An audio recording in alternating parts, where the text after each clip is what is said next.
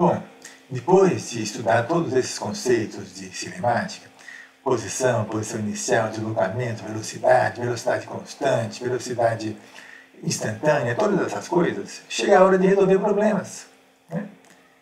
E eles às vezes parecem difíceis. Na verdade, nem são tão difíceis. Vamos resolver alguns para a gente constatar e conseguir fazer qualquer um deles. Vamos lá?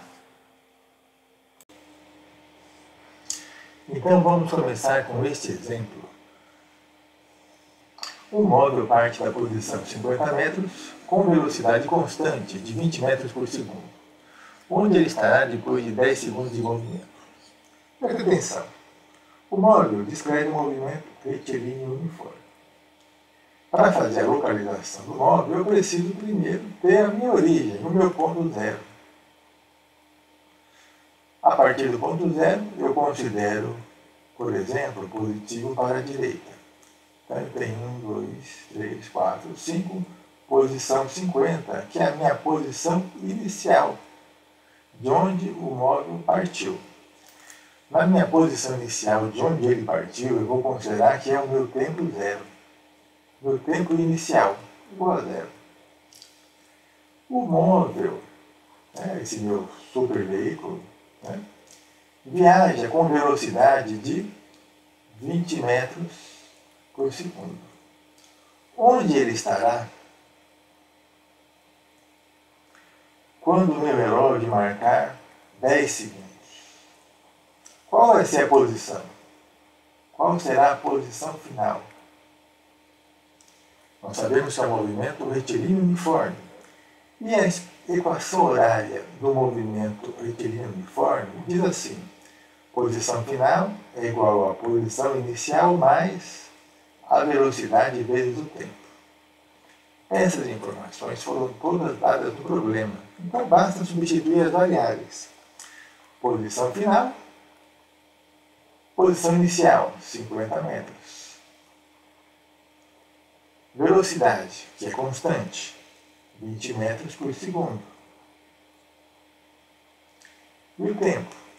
O tempo em que eu quero saber da posição final. Também foi dado, 10 segundos. Agora, como eu só tenho aqui números, basta realizar as operações matemáticas. Posição final vai ser igual a 50 metros mais... Aqui eu estou multiplicando e dividindo pelo mesmo número, posso cortar, porque vai dar 1 mesmo. 20 vezes 10, 200. 200 metros, que é a única unidade que sobrou aqui. Então a minha posição final vai ser 250 metros.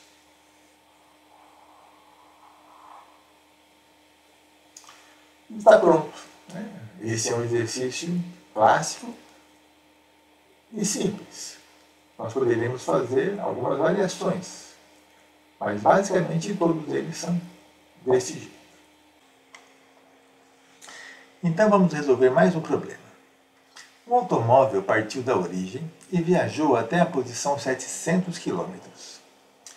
Se o percurso foi realizado com velocidade constante de 50 km por hora, quanto tempo durou a viagem?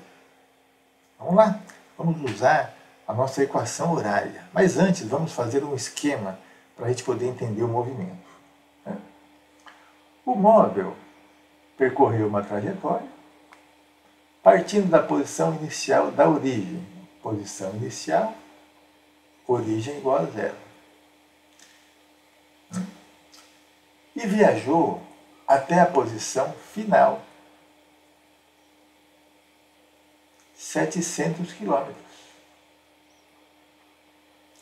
Esta viagem, esse móvel fez com uma velocidade constante de 50 km por hora. Se na saída o relógio marcava 2 horas, a que horas a minha viagem acabou?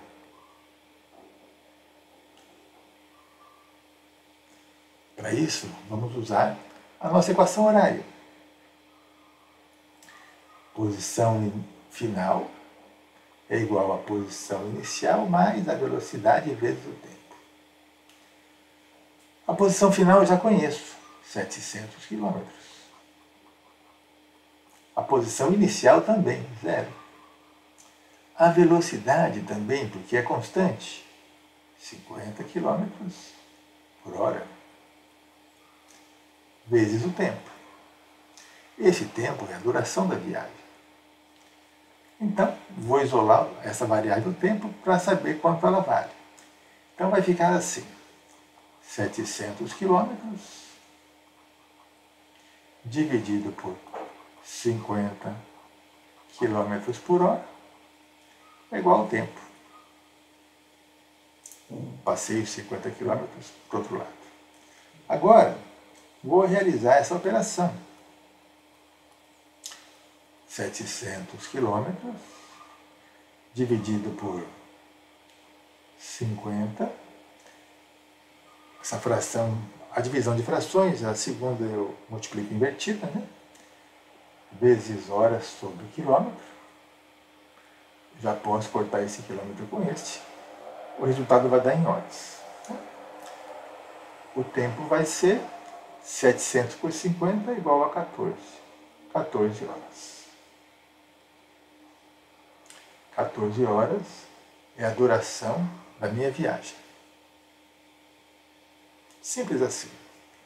Agora, a que horas a minha viagem acabou?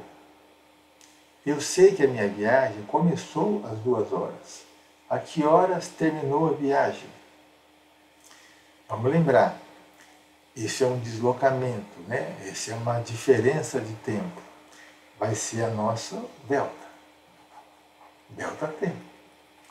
Delta T, como toda variação, né, é valor final menos o valor inicial. No nosso caso, já sabemos. O delta T é de 14 horas. O tempo final é o que eu quero saber. E o tempo inicial, 2 horas. Então, de novo, eu vou isolar a variável. Passo esses 2 horas para o outro lado, então vai ficar assim.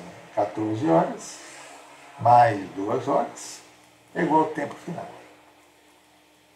Isso quer dizer que o meu movimento acabou às 16 horas.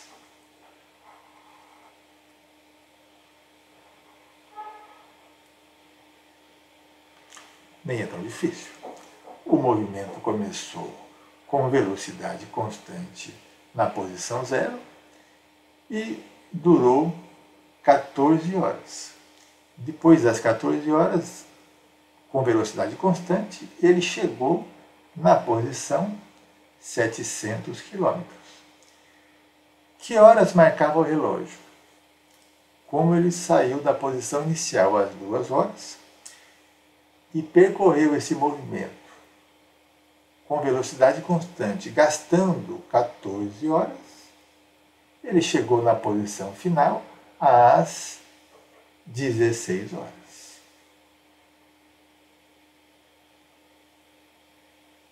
Agora você pode tentar variações desse tipo de problemas. Vamos lá?